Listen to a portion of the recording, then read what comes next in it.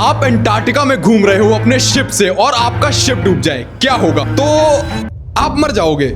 And now अब imagine करिए, ये ईयर है 1914। आपके पास कोई रेडियो नहीं है, कोई रेडार नहीं है, कोई हाईटेक गैजेट्स नहीं है। एंड अब बताओ आपको क्या लगता है कि आपके सर्वाइवल के कितने % चांसेस होंगे? और अर्नेस्ट शैकल्टन की यही एग्जैक्ट सिचुएशन थी। बट भाई साहब को कोई टेंशन ही नहीं थी इसकी, क्योंकि वो डिफरेंट टाइप का इंसान था, डिफरेंट टाइम से। वो एक्सप्लोरर था, उसका मिशन ह्यूमन की एंड्योरेंस टेस्ट करना था, इंसानों की कितनी लिमिट है। और उसकी शिप का भी नाम यही था, द एंड्योरेंस। और उनका मिशन था पूरे एंटार्क्टिक कॉन्टिनेंट को वॉक करके पार करने का। क्यों? क्योंकि तब ये किसी ने नहीं किया था, और पैसे और फेमस होने के लिए भी। और पता जब इसने मिशन के लिए जॉब पोस्टिंग डाली, वो पता क्या थी? काफी ठंड होगी, पैसे कम मिलेंगे, कई घंटों का काम बिना सन के, घर वापस आने के चांसेस नहीं पता। ये एग्जैक्ट एड था जो शैकल्टन ने न्यूज़पेपर में डाला था अपने क्रू को ढूंढने के लिए। और सबने यही सोचा था कि ऐसे फालतू में मरने के लिए कौन जाएगा, और इसको सारे लोग मिल जाते हैं बिना किसी प्रॉब्लम के। मैं एक बार फिर से याद दिला दूं, ये डिफरेंट टाइम था। और फिर फाइनली 4 साल की प्लानिंग और रिसर्च के बाद और वर्ल्ड वॉर के बाद भी ये स्टेट स्पॉन्सर्ड एक्सपेडिशन स्टार्ट हो चुका था। और इनमें से किसी को नहीं पता था कि आगे जाके इनका शिप डूबने वाला है, या अंटार्कटिक की सर्दियों में ये जमने वाले हैं, पूरे के पूरे आइलैंड में अकेले फंसने वाले हैं, एक दूसरे को खाने तक की नौबत आ जाएगी। आगे के कुछ साल इनकी जिंदगी के सबसे बुरे और सबसे हार्ड होने वाले थे। और ये लोग निकल जाते हैं मस्त हंसी मजाक करते हुए इस मिशन पे। और स्टार्टिंग में ही थोड़ी बीटी हो जाती है, क्योंकि इनके शिप में एक फ्री में घूमने वाला आदमी आ जाता है।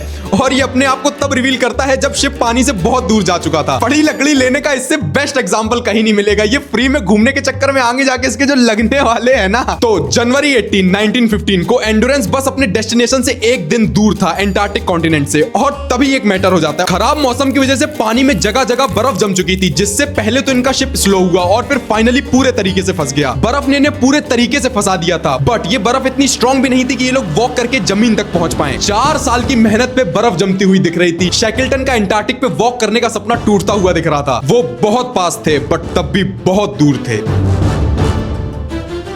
तो कई दिनों तक वो बर्फ को हाथों से तोड़ने में लगे रहते हैं, बट वो कुछ नहीं कर सकते थे जब तक मौसम अपने आप गर्म ना हो और बर्फ अपने आप ना पिघले। बट वो दुनिया की सबसे ठंडी जगह पे थे, और इनकी मुश्किल और बढ़ने वाली थी, क्योंकि अंटार्कटिक विंटर भी आने वाली थी। और तब उन्हें पूरा विंटर सीजन इस बर्फ पे फंसे फंसे निकालना पड़ेगा। और दुनिया के इस कोने में सर्दियों में सन भी नहीं निकलता। वो पूरे के पूरे डार्कनेस में रहने वाले थे, अंधेरा कायम रहे। तो पूरी अंटार्कटिक विंटर एक लकड़ी के शिप और समुद्र के ऊपर 24/7 रह के, वो भी पूरे अंधेरे में बिताना अनइमेजिनेबल था। और अकेले इतनी डार्कनेस लोगों को पागल करने के लिए काफी होती है। तो शिप के रोज के काम तो खत्म हो चुके थे, तो जिसकी वजह से दिन भर कुछ करने के लिए ही नहीं होता था। और यही बोरियत भरी रातें दिन में बदली, दिन से हफ्तों में बदली, हफ्तों से महीनों में बदली। ओह गुड न्यूज गाइस, देखो हम चल रहे हैं। ऐसा बस इसीलिए हो रहा है क्योंकि पूरी की पूरी आइस मूव कर रही है। बट कम से कम हम कहीं तो जा रहे हैं। बट हम गलत डायरेक्शन में जा रहे हैं। वो लोग जमीन से दूर जा रहे थे जैसे जैसे आइस पैक सी में जा रहा था। और इस अनइमेजिनेबल कंडीशन में क्रू में लड़ाई भी हो सकती थी, बट वो लोग और करीब आ गए और एक दूसरे को इमोशनल सपोर्ट देने लगे। फ्रैंक हर्ली उस एक्सपेडिशन का फोटोग्राफर था जिसने बहुत बढ़िया बढ़िया फोटोज खींचे थे। और इन लोगों ने शिप का नाम चेंज करके द रिट्स रख दिया था। ये लोग प्रैंक गेम खेलते थे, पार्टीज करते थे, फेस्टिविटीज करते थे, और रेगुलरली एक लैंटर्न के आसपास सर्कल बना के बैठते थे स्टोरी टेलिंग या लेक्चर्स के लिए। ये बहुत लंबी और अंधेरी सर्दियां थी, बट आपस में इतने स्ट्रॉन्ग रिलेशन बना के इन लोगों ने इस विंटर को गुजार ही लिया। और सितंबर में फाइनली आर्कटिक विंटर खत्म हो रही थी। चलो अब फाइनली सर्दियां खत्म हुई, अब बर्फ पिघलेगी, हम आगे बढ़ पाएंगे। Actually no.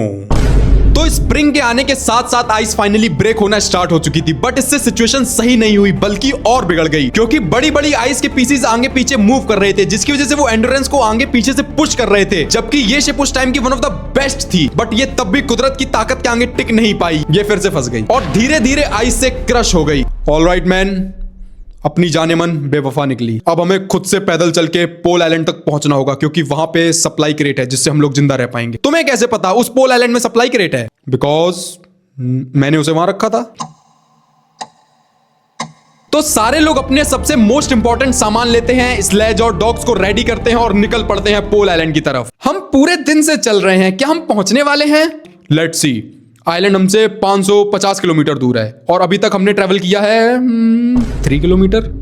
इतनी ज्यादा दूरी देख के और इतनी स्लो प्रोग्रेस देख के लोगों का होप खोना बहुत नॉर्मल था। बट एक बार फिर से याद दिला दूं, ये एंडोरेंस का क्रू एक डिफरेंट ब्रीड था। ये लोग बहुत खुश थे कि फाइनली महीनों के बाद इन्हें कुछ तो करने को मिल रहा है, भले ये प्रॉपर लेबर ही थी। बट ये सब बहुत अच्छे मूड में थे। बट फिर आइस इतनी रफ हो गई कि पैदल चलना इम्पॉसिबल था, तो वो सब डिसाइड करते हैं कि वो लोग आइस पे रहेंगे और आइस खिसकते खिसकते पॉइंट आइलैंड के पास पहुंच जाएगी। और फिर पूरा क्रू डायरेक्ट आइस पे टेंट लगा के सोने लगा और दिन बीतते गए। और इनके पास बस 3 महीने का खाना था इस आइस पे आराम से रहने के लिए। ये लोग होप कर रहे थे कि आइस ड्रिफ्ट करके इन्हें आइलैंड के पास पहुंचा देगी या तो ओपन वाटर में पहुंचा देगी, जहां पे वो अपनी छोटी छोटी बोट्स को लॉन्च कर देंगे। और अगर ऐसा नहीं हुआ तो इन्हें फिर से विंटर आइस पे ही बितानी पड़ेगी।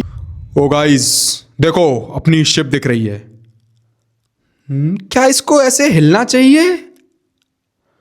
हाँ, बेवफा है ना। और इस टाइम तक एंडोरेंस पूरे तरीके से डूब चुकी थी।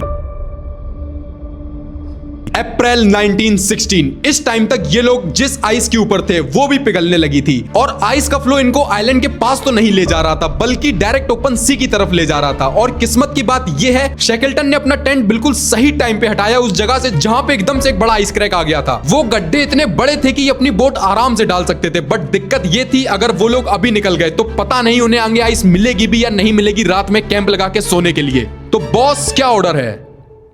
Boys, launch the boats.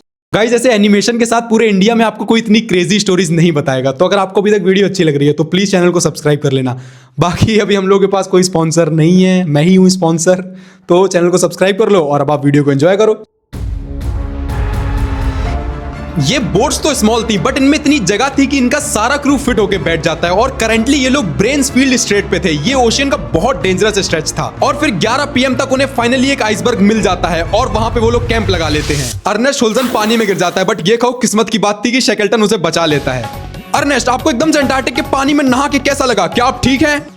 No, और मेरा सारा टबैको पानी में गिर गया। और फिर 2 दिन तक छोटी सी बोट में ट्रेवल करने के बाद बिना सोए ये लोग जमीन की तलाश में सेल करते रहते हैं। लैंडो, तुम मैप देख के बताओ हम लोग कहां पे हैं? अभी हम यहां पे हैं। इसका मतलब हम लैंड से और दूर जा रहे हैं।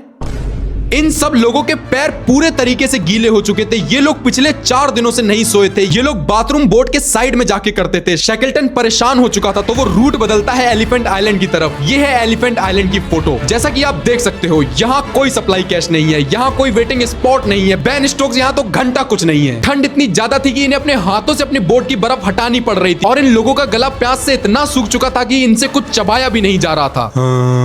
क्या हम मर चुके हैं? हम पिछले 5 दिनों से इसी बोट पे हैं। वर्ली इतना फ्रोजन है कि वो अपनी बॉडी भी सीधी नहीं कर पा रहा है। और मैं गिरने वाला हूँ, ये मरने वाला है। और ऊपर से हम डायरेक्ट क्रैश करने वाले हैं। एलिफेंट आइलैंड, एलिफेंट आइलैंड, हाँ एलिफेंट आइलैंड। और फाइनली ये लोग 5 दिन की स्लीपलेस नाइट्स के बाद एलिफेंट आइलैंड तक पहुंच जाते हैं। और इन लोगों ने 497 डेज के बाद किसी जमीन पे पैर रखा था। और रिकिंसन को तो हार्ट अटैक आ जाता है। टेंशन मतलब ये बच जाता है।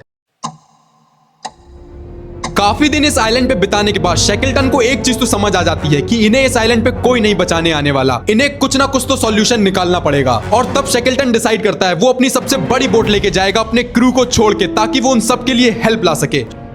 बॉयज, यहीं रहना, मैं यूं गया यूं आया मदद लेके।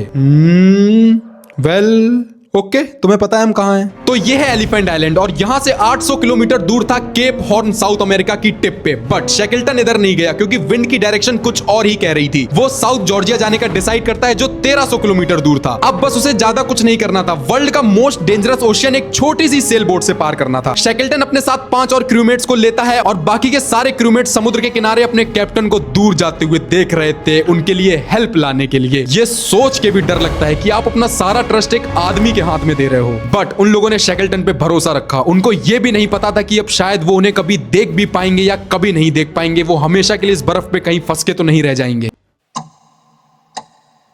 काफी हफ्तों के बाद ड्रेक पैसेज को पार करने के बाद, इतनी बड़ी बड़ी वेव्स को पार करने के बाद, भूखे प्यासे कुछ लोग तो मेंटली एकदम डन हो चुके थे। ऑनेस्टली किसी को नहीं पता था इन लोगों ने इस बोट को अफलोट कैसे रखा था। मतलब कुछ नहीं तो 6 बार तो ये बोट पलट ही चुकी थी। कुछ भी कहो, वर्ली उस टाइम का ग्रेटेस्ट सी नेविगेटर था, क्योंकि अगर वो 1% भी गलत डायरेक्शन बता देता तो ये लोग ओपन सी में हमेशा के लिए खो जाते। और फिर 6 मई को उन्हें फाइनली जमीन दिखती है।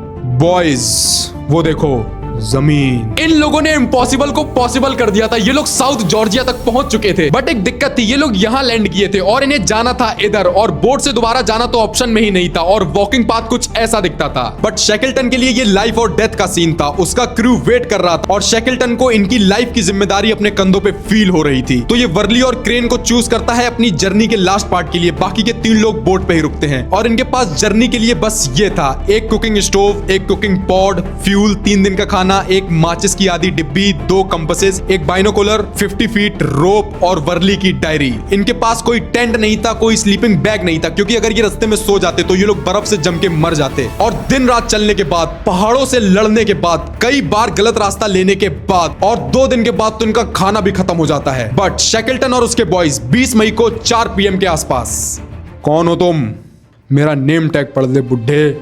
इन्हें 1 नहीं, 2 नहीं, 3 नहीं, बल्कि 4 अटेम्प्ट्स लगे रेस्क्यू बोट से एलिफेंट आइलैंड तक पहुंचने के लिए, क्योंकि आइस और वेदर इतना ज्यादा खराब था। बट फाइनली ऑन 4 अगस्त शैकलटन को 4 महीने हो चुके थे उन लोगों को अकेला छोड़े, और आज शैकलटन वापस आ चुका था और वो सारे लोग सर्वाइव कर जाते हैं। इन 2022 एंडोरेंस शिप का मलबा ढूंढ लिया जाता है समुद्र की गहराइयों में। इन्हें बस 107 साल लगे थे इसे ढूंढने में। और 1950s में एक एकदम well equipped team south Georgia को पैदल पार करने का ट्राई करती है, और बेन स्टोक्स उन्हें भरोसा नहीं होता कि शैकलटन ने इसे 40 साल पहले पार कर दिया था, वो भी भूखे प्यासे।